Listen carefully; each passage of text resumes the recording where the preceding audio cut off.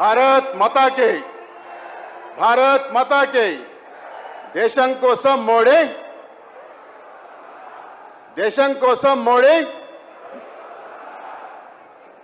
Bharatiya Janata party OBC Morcha జాతీయ అధ్యక్షులు రాజ్యసభ సభ్యులు డాక్టర్ లక్ష్మణ్ గారిని మాట్లాడాల్సి కోరుతా ఉన్నాను.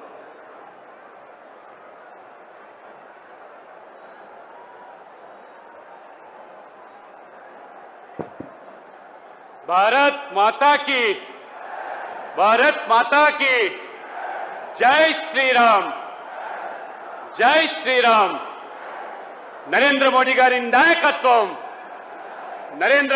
नायकत्వం వేదిక ఆశించినటువంటి పెద్దలందరూ లక్షలాది సంఖ్యలో విచ్చేసినటువంటి భాగ్యనగర్ ప్రజలారా, తెలంగాణ ప్రజానికమా, కార్యకర్త మిత్రులారా, మన ప్రియతమ ప్రధాని నరేంద్ర మోడీ గారు ముచ్చటగా మూడోసారి ప్రధానమంత్రిగా బాధ్యతలు చేపట్టి 5 రాష్ట్రాల ఎన్నికల ఫలితాల తర్వాత 3 రాష్ట్రాల్లో నరేంద్ర మోడీ గారి పట్ల నమ్మకంతో, విశ్వాసంతో బీజేపీ ఎన్డీఏని గెలిపించిన తర్వాత ఈరోజు వారు తెలంగాణలో కాలు మోపబోతా ఉన్నారు. ఇవాళ దానికి అర్థం ఇవాళ దేశవ్యాప్తంగా ఎక్కడ ఎన్నికలు జరిగినా పంచాయతీ నుంచి మొదలుకుంటే పార్లమెంట్ వరకు గెలుస్తున్నటువంటి ఏకైక పార్టీ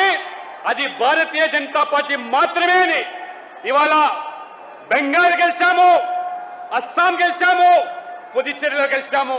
వై నాట్ తెలంగాణ అనే ఆలోచనతో పిలుపుతో ఇవాళ మోదీ గారు ఈ హైదరాబాదు భాగ్యనగరంలో అడుగు పెడతా ఉన్నారు. ఇవాళ మోదీ గారి యొక్క అభివృద్ధి ఎజెండా, మోదీ గారి మంత్రం అంతా కూడా వారు అభివృద్ధి మంత్రమే.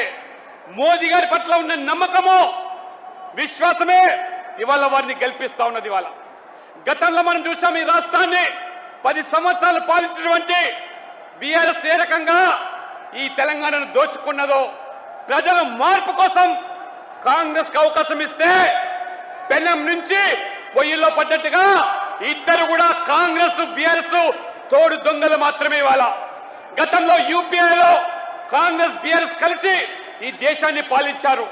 ఈ రాష్ట్రంలో 2 పార్టీలు కలిసి పాలన కొనసాగించాయి. కానీ తెలంగాణకి ఇచ్చింది ఏమిటి? ఈ 2 పార్టీలు తెలంగాణ చిప్ప చేతికిస్తే ఇవాళ నరేంద్ర మోడీ గారు చాలా స్పష్టంగా ఒక రైల్వేకు మాత్రమే ఉమ్మడి ఆంధ్రప్రదేశ్ కు 886 కోట్లు ఆనాడు కాంగ్రెస్ బీఆర్ఎస్ కలిసి ఇస్తే ఇవాళ నరేంద్ర మోడీ గారు కేవలం ఆంధ్రప్రదేశ్ కు మాత్రమే 10,000 కోట్లు రైల్వే అభివృద్ధి కోసం ఇచ్చాడు. తెలంగాణ కోసము దాదాపు 5,500 కోట్లు ఇచ్చారంటే నక్కకు నాగలోకి అనుకున్న తేడా. అందుకనే ఇవాళ మోడీ గ్యారంటీ తెలంగాణ అభివృద్ధి, మోడీ గ్యారంటీ అంటే తెలంగాణ అభివృద్ధి. తెలంగాణ అభివృద్ధి కోరుకునేటువంటి ప్రతి వ్యక్తి కూడా మాతో కలిసి రండి. తెలంగాణలో మోదీతో కలిసి వస్తే అభివృద్ధి ఏమిటో చూపిస్తాం, అవినీతి పారదోలుతాం. ఖచ్చితంగా ఇవాళ కాంగ్రెస్ పార్టీ, కాంగ్రెస్ అంటేనే కరప్షన్, కమిషన్, కమ్యూనిజం, ఈ రకంగా మతతత్వ రాజకీయాలు. ఇవాళ కాంగ్రెస్ పార్టీ తెలంగాణలో కూడా ఒక వర్గం వారి కొమ్ము కాస్తూ ఏ రకంగా ఇవాళ సమాజంలో ఉన్నటువంటి 50% పైగా ఉన్న బీసీలలో ఇవాళ ముస్లింలను చేర్చి ఇవాళ బీసీల యొక్క పొట్ట కొడతా ఉంటే, ఏ రకంగా ఖర్గే నుంచి మొదలుకుంటే ఇవాళ మొసలి కన్నీరు కాచే మీరు ఎస్సీ ఎస్టీ బీసీల పట్ల ఒకసారి ఆలోచన చేయండి. ఈ కాంగ్రెస్ పార్టీ ఇవాళ బీసీ ఎస్సీ ఎస్టీలు మాత్రమే కాదు, మహిళలు చట్టసభలో రావాలని మోదీ గారు పట్టి మహిళా బిల్లు తీసుకొస్తే ఆ మహిళా బిల్లును ఏ రకంగా ఈ పార్టీలని అడ్డుకున్నాయో ఆ మహిళలు, యువకులు అందరూ కలిసి ఇవాళ బెంగాల్లో కాంగ్రెస్ పార్టీని నామరూపాల కింద చేశారు. అడ్డుకున్నటువంటి మమతా బెనర్జీని బంగాళాఖాతంలో తోసేశారు. కాబట్టి మహిళలందరూ కూడా ఈ రోజు తెలంగాణలో ఆలోచన చేయండి. ఇవాళ సీట్లు పెంచుతాం, ఆ రకంగా కొత్త తరాన్ని రాజకీయాలు తీసుకొస్తాం. అసెంబ్లీలోనూ, శాసనసభలోనూ, పార్లమెంట్ లో సీట్లు ఉన్న శాతానికి, ఉన్న సీట్ల సంఖ్యకు 50% పెంచుతామంటే ఏ రకంగా తొండి చేసి మోకాలికి బోడిగుండుకు లెక్క పెట్టి మహిళా బిల్లును అడ్డుకున్నారు. సీట్ల సంఖ్య పెరగకుండా కుట్రలు పడుతున్నారు. ఇవాళ తెలంగాణలో సీట్లు పెరిగితే మహిళలు మాత్రమే కాదు, ఎస్సీ ఎస్టీలు కూడా రాజకీయంగా చట్టసభలో అడుగు పెట్టడానికి అవకాశం ఉంది.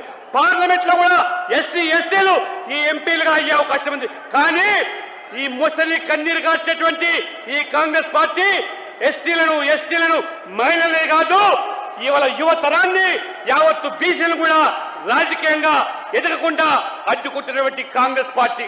ఈ కాంగ్రెస్ పార్టీ కేవలం మోదీ గారి మీద ఉన్నటువంటి మరి అభివృద్ధి ఎజెండాతో పోతున్న మోదీ గారు పదే పదే అన్ని రాష్ట్రాల్లో గెలుస్తున్నారు. మూడోసారి ప్రధానమంత్రి అయినారు.